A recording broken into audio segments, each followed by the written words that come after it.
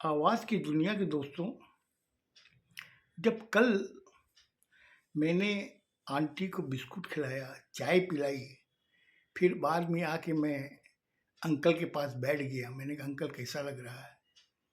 उन्होंने कहा कि मुझे बड़ा आश्चर्य हो रहा है कि मैं इतनी बार इनको चाय देता हूँ, बिस्कुट देता हूँ, नहीं खाती है।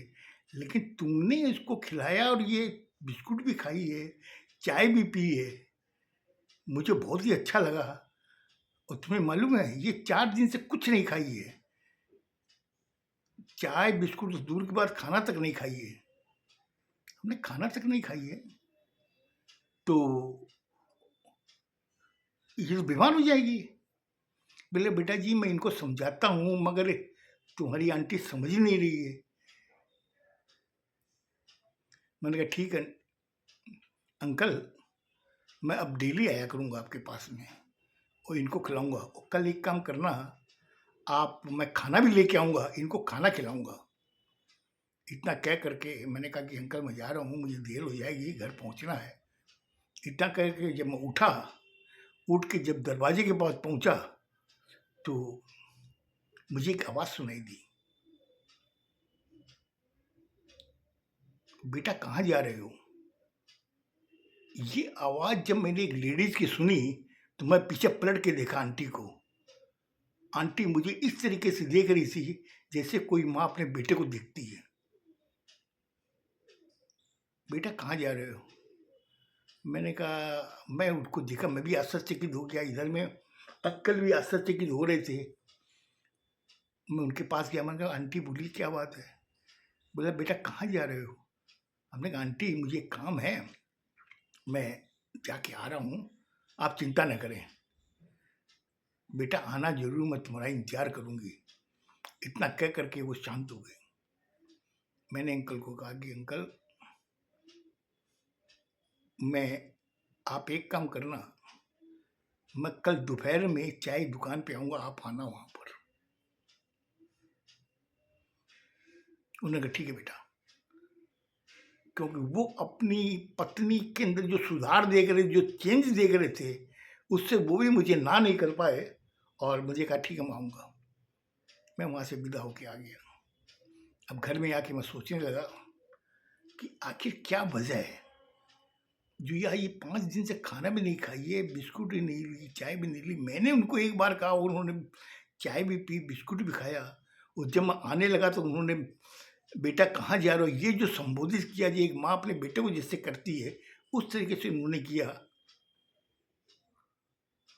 ये सब चीज़ मैं सोच रहा था। सोचने के बाद में फिर कब मुझे नींद आई मुझे मालूम नहीं। सुबह मैं उठा, उठ के मैं ऑफ़िस गया। ऑफ़िस जाते ही मैंने उनसे कहा, मैनेजर से, कि साहब आज मैं दोपहर में करीब 1:30 बजे निकलूँगा, मुझे काम ज़रूरी आ गया। मैनेजर ने कहा, "ठीक है, कोई बात नहीं, हाफ डे आप छुट्टी ले लो।" मैं वहाँ से 1:30 बजे निकल कर के चाय की दुकान पे आके बैठा। तब तक देखा कि अंकल आ रहे हैं। मैं बड़ी बड़ी देर तक सोचता, उनको देखता रहा। वो जिस हिसाब से आ रहे थे, लगता है जाने कोई 20 किलोमीटर पैदल चल के आ रहे हैं। वैसे ही पूरा शरीर उनका थकावट में। वो आए, उस समय भीड़ कम होती है, तो मैं जहाँ बैठा था बेंच में, वहीं बगल में आके बैठ गए। उस समय चाय वाला अंकल नहीं था, उसकी लड़की थी, जो होगी तो कोई 15-16 साल की। तो अंकल मेरे पास में आके जब बैठे, मैंने कहा, "अंकल आंटी कैसी है?" बेटा सुबह से 5-6 बार पूछ चुकी है, "मेरा बेटा कब आएगा, मेरा बेटा कब आएगा?" मैंने कहा, "क्या?" बोला, "हाँ 5-6 बार पूछ चुकी, मेरा बेटा कब आएगा?" वो बोला, "मैं आऊँगा।" मैंने कहा, "अंकल अब मैं आपसे एक चीज़ पूछता हूँ, आप सही सही मुझे जवाब दीजिएगा।" बोला, "पूछो बेटा।" मैंने कहा कि आप जो मुझे बताए कि आपका बेटा फॉरेन में है, आपकी बहू वहीं पे है, 2 बच्चे आपके हैं, तो ये क्या बात सब सच है? उसने कोई जवाब नहीं दिया, वो खाली मेरी तरफ देख रहा था। फिर मैंने उससे पूछा कि मैं अंकल आप जवाब दीजिए, वो जो आपका लड़का, आपकी बहू, आपके बच्चे जो एब्रोड हैं, आप बोलते 15 दिन से मैं फ़ोन भी कर रहा हूँ, वो उठा भी नहीं रहे हैं, हकीकत क्या है वो आप मुझे बताइए। तब तो ये आंटी ठीक हो जाएंगी, वरना ठीक होना बड़ा मुश्किल है। अगर ये डिप्रेशन में अगर चली गई ना, तो इनको कोई भी ठीक नहीं कर पाएगा। अगर आप मुझे अपना बेटा समझते हैं तो जो कुछ भी है मुझे सच बताइए, क्या बात है। वो बार बार मुझे देख रहा था, मैं जैसे पूछता हूँ वैसे वो देख रहा था। देखते देखते अचानक उनकी आंखों से आंसू गिरने लगे। जब मैंने उनकी वो दशा देखी तो मैंने उनको गले लगा के मैंने कहा अंकल, जो भी है दुनिया में कोई भी इंसान नहीं है जो सुखी है। आपने क्या कहा था कि मैं एकदम सुखी हूँ, मेरी रिटायर्ड लाइफ है और मैं इंजन ड्राइवर हूँ, मेरे 40 लाख रुपए मेरे ग्रेजुएटी के आएंगे, मेरी पेंशन 2-4 दिन में चालू हो जाएगी। जो कुछ भी है मुझे बताइए आप। बोला बेटा मेरी बात सुनो, मैं तुम्हें जो बता रहा हूँ सुनना। हो सकता तुम मुझसे नफरत भी करो, तो करोगे तो कोई बात नहीं, ईश्वर मुझे देख रहा है और ईश्वर के भरोसे ही हूँ मैं अब किसी इंसान पर भरोसा नहीं कर सकता। मैंने कहा ऐसी क्या बात है, मुझे तो बताइए। बोले अब क्या ना, ईश्वर पर मुझे भरोसा नहीं रहा।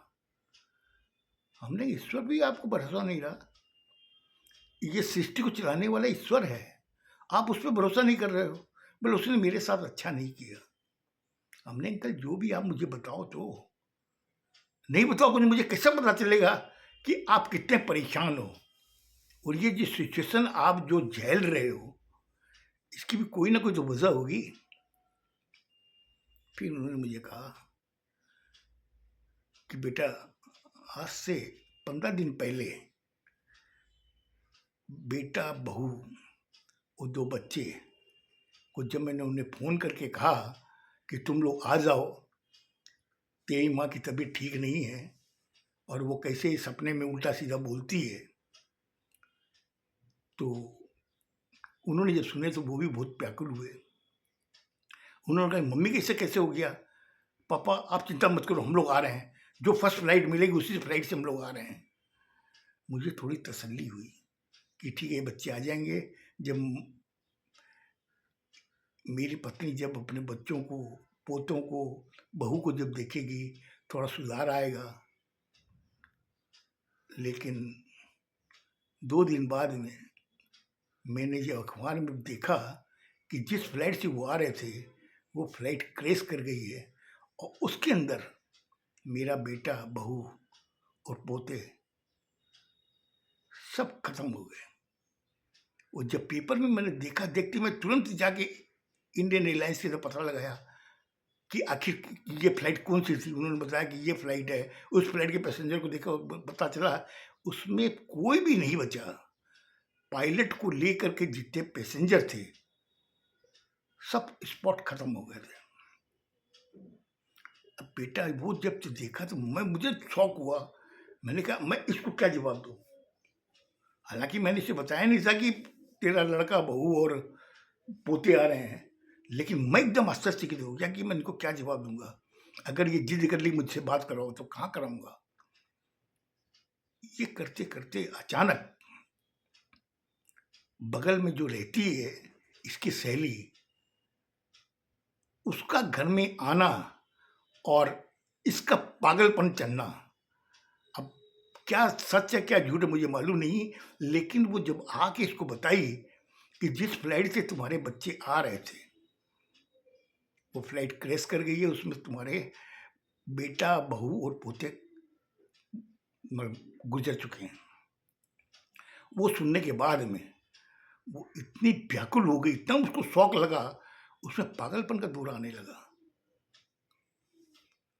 तो मैंने कहा फिर आप अंकल जो मुझे बता रहे थे कि मैंने डॉक्टर को दिखाया और डॉक्टर ने कहा कि यहाँ पर हॉस्पिटलाइज करने की जरूरत नहीं है, मेंटल हॉस्पिटल जाओ। बोले नहीं, ये चीज़ें सब हुई है, लेकिन मैं जब लेके गया उसको वहाँ पर हॉस्पिटल में, तो डॉक्टर ने देख के कहा कि इनके एक मेजर शॉक लगा है, इससे इनका ब्रेन डिसऑर्डर हो गया है, इसलिए इन्हें मेंटल हॉस्पिटल ले जाइए। अब मैं क्या करता? उसने कहा कि यहाँ तो हम लोग रख नहीं सकते, रखेंगे तो और पेशेंट उनको परेशान करेगी ये, क्योंकि इनका ब्रेन जो डिसऑर्डर है, कुछ भी कर सकती है ये। तो मैं चाहा कि मैं इसको मेंटल हॉस्पिटल में नहीं दूंगा, मैं इसको घर ले आया। घर लाने के बाद उत्पात इसने ज़्यादा करना चालू कर दिया, कभी अलमारी पे चढ़ जाए, वहाँ से कूदे, कभी गले में रस्सी डाल ले। तो मुझे सबसे अच्छा तरीका यही लगा कि इसको कुर्सी के बांध के रखो। मैंने कहा फिर अंकल क्या हुआ? आप एक चीज़ और बताइए, ये टॉयलेट करने जाती होगी, शौच करने जाती होगी, वो कैसे जाती है? आप तो अकेले घर में हो। बोला बेटा मुझे करवाना पड़ता है उसी कुर्सी के ऊपर। कुर्सी को मैं तुम्हें दिखाऊंगा, नीचे मैंने उसको गोल काट रखा है, वही उनकी शौच करवाता हूँ, वही उनका टॉयलेट करता हूँ, वही सब मैं करता हूँ खुद। ये जैसे जैसे मैं उनसे मुंह से सुन रहा था, वैसे वैसे मेरा दिमाग इस तरीके से हो गया कि मैंने कहा दुनिया में ऐसा भी होता है। आज जो आदमी 1 महीने पहले सबसे ज़्यादा सुखी रिटायर्ड पर्सन, आज वो ये कर रहा है। और कल जब तुमने इसको चाय पिलाई और बिस्कुट खिलाया, इसमें इसने देखा कि मेरा बेटा ये अपने बेटी की झलक तेरे में देख रही है, इसलिए ये बोली कि बेटा कहाँ जा रहे? उस समय मैंने तुम्हें क्या कहा? हमने कहा कि मैं भी आश्चर्यचकित हूँ कि पहली बार इसने तुम्हें आवाज़ दी है। मैंने कहा कि अंकल फिर मुझे क्या करना है? बोला बेटा जब तक वहाँ से रिपोर्ट नहीं आवे तब तक 2 दिन तुम्हें ये रोल करना पड़ेगा इनके बेटे का, और जो दवाई डॉक्टर ने दी है, क्योंकि वो अपने बेटे की झलक तेरे में देख रही है, वो सोच रही है यही मेरा बेटा है, और सब कुछ भूल चुकी है कि बहू पोते के बारे में भूल गई है, लेकिन सिर्फ उसको बेटा याद आ रहा। तो तुम जैसे भी समझा बुझा के इनको सब दवाई वगैरह दोगे ना, तो ये जहाँ तक ख्याल है कि ये नॉर्मलाइज होगी, क्योंकि जिस हिसाब से ये ब्रेन डिसऑर्डर हुआ है, ये दवाई उसी के लिए, उससे क्या कि थोड़ा दिमाग इसका शांत रहेगा, ताकि मुझे ये बांधने की ज़रूरत नहीं पड़ेगी। तो बेटा जी अब आपसे तो यही रिक्वेस्ट है कि आप देखो क्या कर सकते हो। मैंने कहा ठीक है अंकल जी, आप जैसा बोल रहे हो मैं देखता हूँ, मैं 2 दिन की छुट्टी ले लूँ, तब तक तो वो रिपोर्ट आ जाएगी। बोले हाँ रिपोर्ट आ जाएगी। बाद के अंदर मैंने 2 दिन क्या 1 हफ्ते मैंने छुट्टी ली। मैं डेली उनके पास जो सुबह आता था, शाम को वहाँ से 6:30 बजे निकलता था, उनको समझा बुझा के खाना खिलाना, दवाई देना। 3 दिन बाद में वहाँ से रिपोर्ट आई। डॉक्टर ने कहा कि अब एक काम कीजिए, इसको हॉस्पिटल ले आइए, मुझे पता चल गया है इनकी क्या प्रॉब्लम है। तो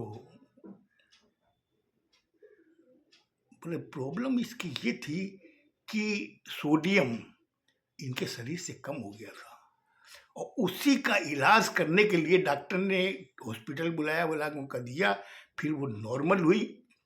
मगर वो जो सदमा जो था वो उनके अंकल के था। अब वो किसको बतावे, अपनी पत्नी को भी नहीं बता सका।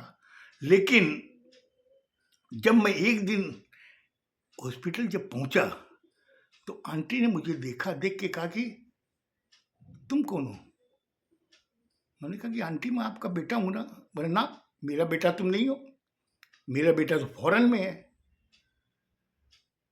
अंकल वहाँ बैठे, उन्होंने इशारा किया कि बाहर चल।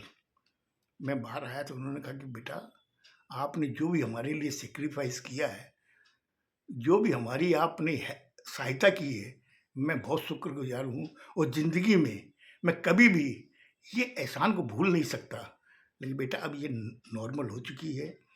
अब ये मुझे देखना है कि मुझे इसको बताऊं कि नहीं बताऊं कि तुम्हारा बेटा, तुम्हारी बहू, तुम्हारे पोते प्लेन क्रैश में मारे गए। हो सकता है ईश्वर मुझे शक्ति देगा तो मैं कभी बताऊंगा, लेकिन अभी मैं इसको कुछ नहीं बता सकता। इतना कह करके मैंने कहा कि अंकल फिर मैं यहाँ रहूँ? बोले नहीं बेटा जी, अब आप जाओ, क्योंकि नॉर्मल हो चुकी है, आप जाओ। आपने बहुत मेरी सहायता की है, बहुत आपने एहसान मेरे पे किया है, लेकिन ठीक है बेटा जी, कभी भी ज़िंदगी में ज़रूरत पड़े तो मुझे बताना। मैं हर तरह से आर्थिक रूप में एकदम ठीक हूँ, लेकिन जो तकलीफ है वो तो सहन करनी पड़ेगी।